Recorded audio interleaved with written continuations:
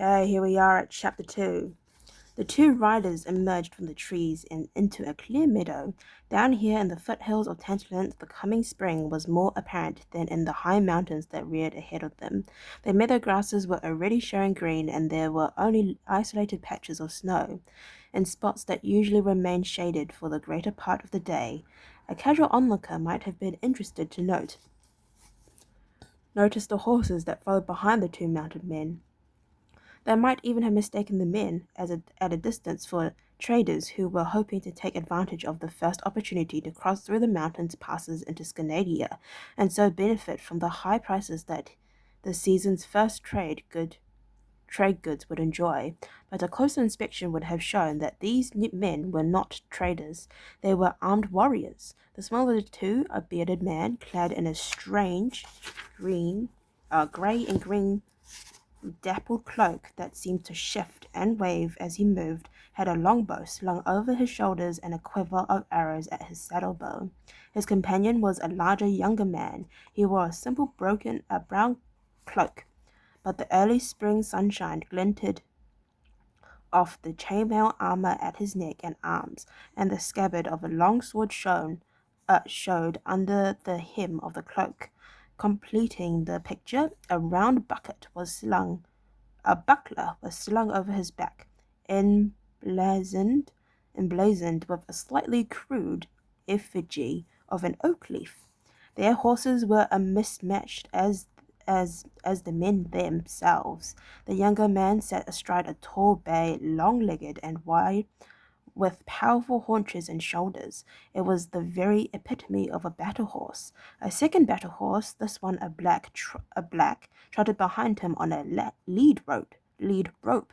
His companion's mount was considerably smaller, a shaggy, barrel-chested horse, more a pony really, but it was sturdy and had a look of endurance to it. Another horse, similar to the first, trotted behind lightly, laden with the bare essentials for camping and traveling. There was no lead rein on this horse. It followed obediently and willingly. Oh, bro, we can't even see it. Hello? Hello? Can we see? There we go. It focuses.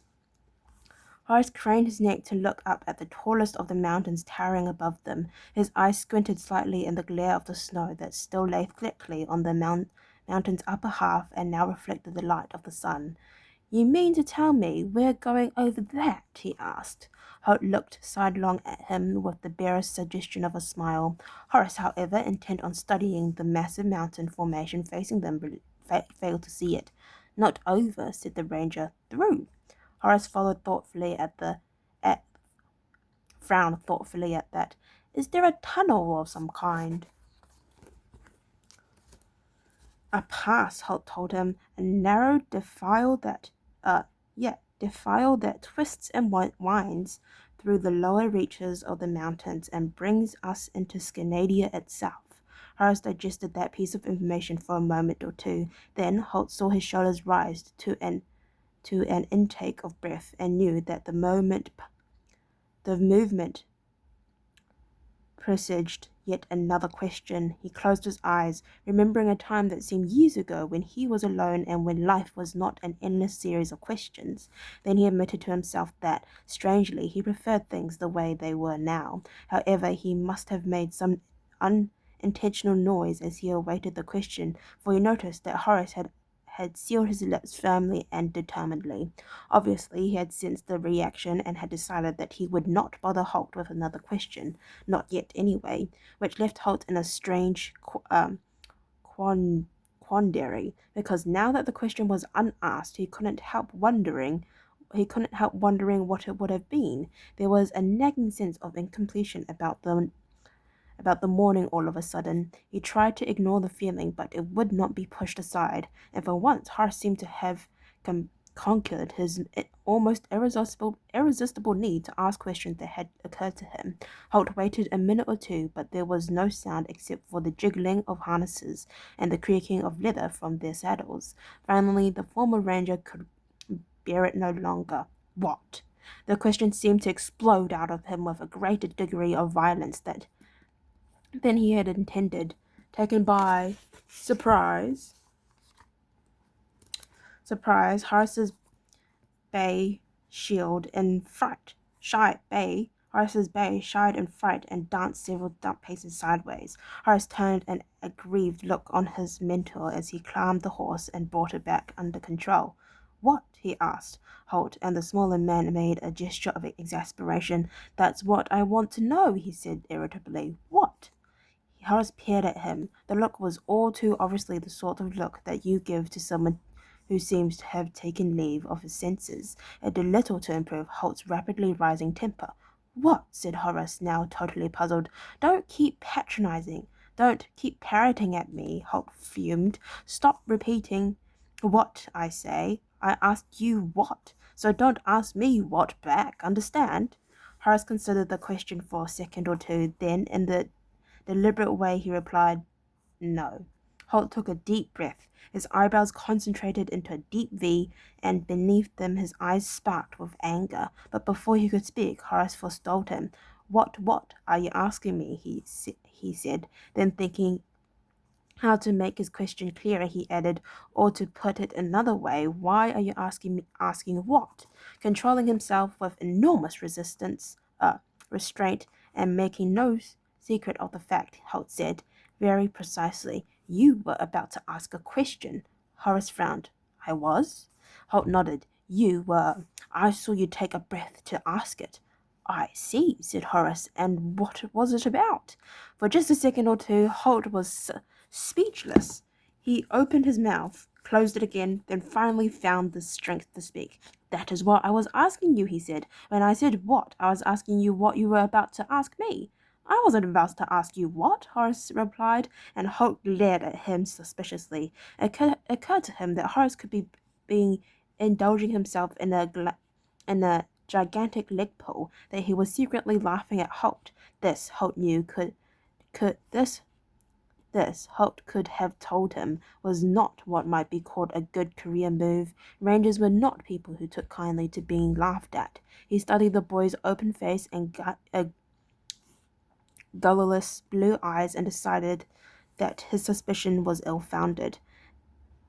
Then what, if I may use that word once more, were you about to ask me? Horace drew breath once more, then hesitated. I forgot, he said. What were we talking about? Never mind, Holt muttered, and nudged Albert on into a canter for a few strides to draw ahead of his companion. He continued to mutter angrily to himself, and Horace managed to pick up a few phrases, including addle-brained apprentices who can't remember what they're saying from one moment to the next. From this, he gathered that Holt was less than pleased with the rather confusing conversation they had just had. He frowned again, trying to track back his thought process to the point where he had been about to ask the question. He felt he somehow owed it to Holt to remember what it had been, which was odd, as Holt always sighed and rolled his eyes wherever Horace asked a question about anything. Sometimes the ranger could be a confusing companion, he thought, and as happens so often, the moment he stopped trying to consciously remember the thought that had prompted his question, it popped back into his mind again. This time, before he could forget it or be distracted from it, he blurted it out. Are there many passes? He called to Holt. The ranger twisted in his saddle to look back at him. What? He asked. Horace wisely chose to ignore the fact that they were heading for dangerous territory with that word again. He gestured to the mountains frowning down upon them. Through the mountains. Are there many passes in Scandinavia through the mountains? Holt checked Albert's stride momentarily, allowing the bay to catch up with them, then resumed his pace. 3 or 4, he said. Then don't the Scandinavians guard them? Horace asked. It seemed logical to him that they should. Of course they do, Holt replied. The mountains form the principal line of defense. So how did you plan for us to get past them? The ranger hesitated. It was a question that had been taxing his mind since they had taken the road from Chateau Monstrom. If he were by himself, he would have no trouble slipping past unseen. With Horace and company and riding a big, spirited battle horse, it might be a more difficult matter. He had a few ideas, but was yet to settle on any one of them. I'll think of something, he temporized, and Horace nodded wisely, satisfied that Holt would indeed think of something. In Horace's world, that was what rangers did best, and the best thing a warrior apprentice could do was let the ranger get on with thinking, while he took care of walloping anyone who needed to be walloped along the way. He settled back in the saddle, content with his lot in life.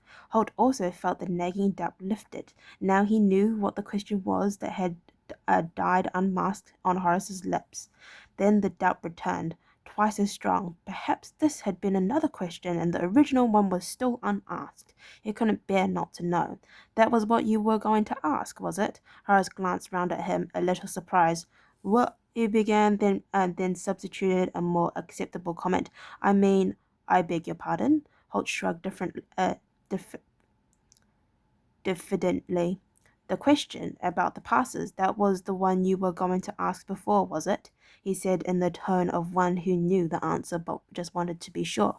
I think so, Horace replied doubtfully. I'm not sure anymore. You got me a little confused, he finished lamely. And this time when Holt rode on ahead, Horace was sure he heard several words that simply didn't bear repeating. Okay, thank you for listening to read up to chapter 2. If you'd like to listen to me read up to chapter 3, then please stay tuned and hopefully I'll see you next time. Bye bye.